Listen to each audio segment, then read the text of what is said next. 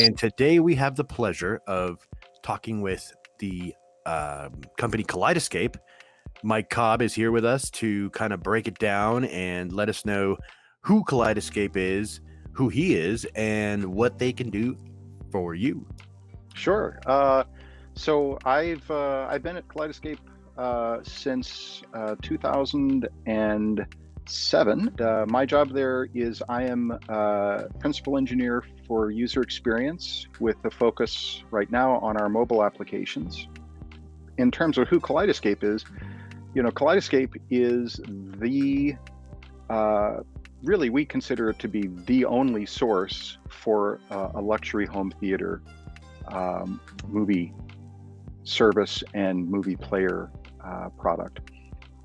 Our focus is on bringing that cinematic experience to the home and bringing content, all of the best content from all the major studios at the highest fidelity level, both audio and video, to really present the movie as the director intended. That's cool. So when you think about the different ways to get content in a home theater, right? You've got traditional 4K Blu-ray, right? Then you have streaming services, but Kaleidescape is neither of those things, correct? That's right. Yeah, the product line from Kaleidescape is really, we fall at the sort of the best of both worlds intersection between those two, I would say. We deliver content at a quality level that is equivalent to, or in some cases exceeds, what you can get on a 4K Blu-ray disc. But we do it with the convenience of internet delivery. So you don't have to deal with the physical media and the process of acquiring a shiny disc and keeping track of it and putting it someplace and putting it into the player and that sort of overhead to watching a movie. Let's get into your products a little bit. Let's talk about the product offerings and what someone can do to get kind of set up with your ecosystem. So it's a pretty simple product line. The entry point, the sort of simplest and most straightforward system from Kaleidescape is our Strato S movie player. Mm-hmm. So that is it's basically a standalone device. It has a hard drive in it, 12 terabyte hard drive, and it is a 4K movie player, and it stores the movies on that internal hard drive. It is they are networkable. So if you, for example, had a situation where you perhaps had a home theater, but then you also had a family room, and you wanted to be able to have movies in both of those spaces, you can have a Strato S in each of those rooms and connect the two of them to your local area network, and their storage, in that case, their internal hard drives, are combined into a common pool, and both players can play the movies that are on either player. So we support up to 4 rooms in that configuration. For people who have the desire for either more rooms or potentially for having a larger collection of movies at home than they could necessarily accommodate on that storage, then we have a server product which is called Terra. And Terra it's basically a storage appliance. It has 40 terabytes of storage in it. Wow. And it also has a fairly beefy CPU, so it takes over the library management functions of the system as well. And it is also actually capable of extremely high speed download. If you have gigabit internet at home, we will use just about all of it to do a movie download. Yeah, so you can download a 4K movie in 10 or 12 minutes. Okay, Mike, so let's talk about pricing just a little bit, because a lot of people have asked me 2 questions. One, if they want to buy a movie, if they've got a system and they want a movie, how much does that cost? And then also, I guess the big question is, what does it really look like for somebody to get into this technology? Sure. So the in terms of the hardware pricing, our products are sold through a dealer network, and there's a dealer locator on the website.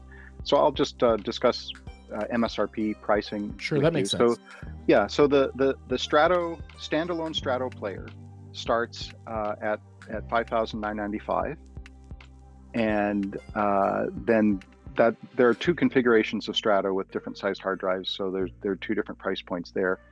Then there's the Terra server, and you asked about players with no storage, and we have a product called Strato C, which is the same player capabilities as the Strato S minus the hard drive.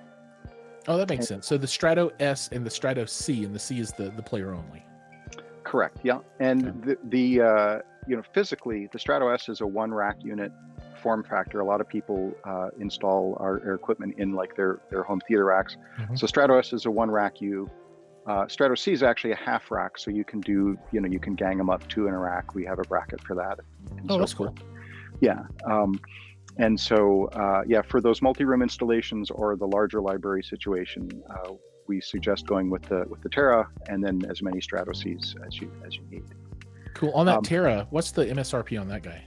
There are two storage configurations on it. There's 24 and 40 terabytes. 24 terabytes is $12,495, and 40 is $16,495. Oh, right on. Very cool. Yep. And then you asked about content. So, as I mentioned, we're delivering content over the internet, but at a quality level that's basically equivalent to or sometimes better than a physical disc. And the pricing on the movies is comparable to buying a physical disc in most cases. So for the 4K titles, it's in the sort of $20 to $30 price point for most titles. There are a few that are a little bit more than that if they're brand new titles, for example, and that's on the 4K. The HD titles are somewhat less than that. They tend to be in the sort of $15 to $20 price point, and that's for an HD version that is equivalent to like a regular Blu-ray disc. Very cool. And I should mention, when I'm talking about these quality levels, I'm talking about both audio and video. We're doing video in the case of 4K at bandwidths that can be up to 100 megabits a second. And in terms of audio, we're doing something that's unique in terms of internet delivered. Certainly 100 megabit per second is unique in terms of internet delivered content as well. But in terms of audio, we're, as far as I know, the only service that's providing content with lossless audio. So we're delivering DTS HD, MA, or Dolby True HD, and Dolby Atmos and DTSX as well. Oh, that's awesome. And no wonder those files are so big. They can be pretty big. And speaking of that, there are a number of titles in our library where our download is larger than the largest capacity of a 4K Blu-ray disc. So we're able to actually deliver more bits to get a better looking picture than you would be able to do within the limitations of a physical disc.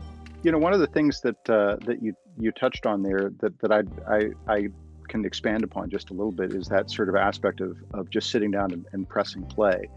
And something that we haven't talked about yet is that all the movies that we sell through our movie service have, in addition to the obvious movie content, they have metadata that's unique to Kaleidescape that we create for each of those movies, and they include things like we carefully capture the aspect ratio of the movie.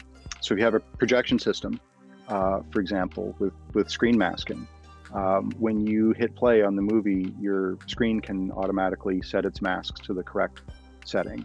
If you have an anamorphic lens that comes in or out based upon the movie that you're watching, that can be completely automatic. If you have an anamorphic lens, we actually have a a special mode on our players that makes everything anamorphic, so you never have to move the lens again. Yeah, see, and So for me, that's a huge issue because I have a fixed anamorphic lens, and for scope stuff, it's great because I leave my projector set where it stretches to take off the top bars. But if I ever go back to 16:9 content, I have to manually go and change the aspect ratio and put it into 3:2 mode, and then the bars are on the side.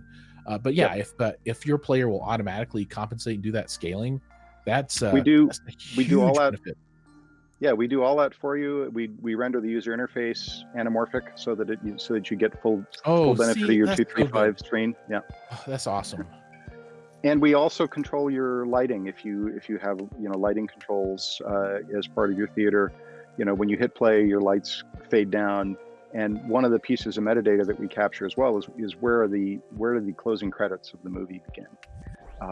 So as you're sitting there at the end of the movie, and it comes up directed by so and so, my theater at any rate is set up so that that starts a 25-second slow burn of the lights coming up. And back in the day when you could have friends over, when I would have people over for a movie, surprisingly enough, out of everything, that is the thing that just blew people's minds. Is that is there a projectionist here in the house? Like who is controlling that stuff? And then, the answer is that it's being done through the Kaleidescape system. Well, you've sold me for sure, and I imagine that you've probably sold a lot of other people as well. That's cool. Yeah, the convenience alone, it's incredible. So thanks again, Mike, for sharing that information with us, and we look forward to having you in the future as well to just hang out and talk with us, and we can talk movies some more and stuff like that. Happy to do it. Yeah, thank you again for being on the show, Giles. Thanks for the wonderful company as usual. Oh man, I'm here for you. All right, guys. Well, thank you again, and we'll see you next week. All right, take care, everybody. Bye-bye.